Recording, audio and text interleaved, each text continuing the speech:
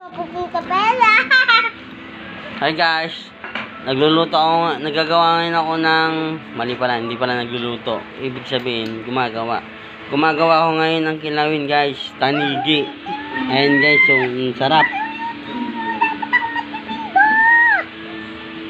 Ang sarap guys ng tanigi na kilawin.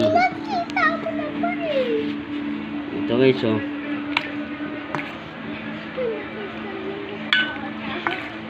lakis ng tito ko yan guys, tanigi.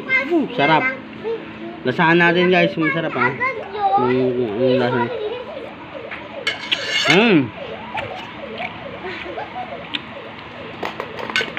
The best.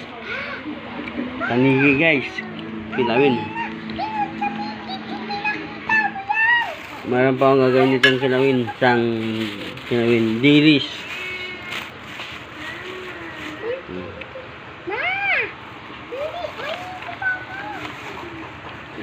Birthday ko kasi ngayon guys, kaya yung nag-request yung chewin ko na gagawa daw ang kilawin ng tanigi.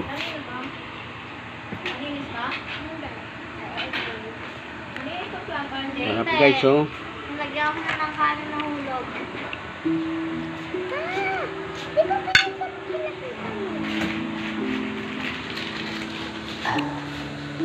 Ngayon yung mga ulo niya guys, gagawin ko yung sinigang, sinabawan.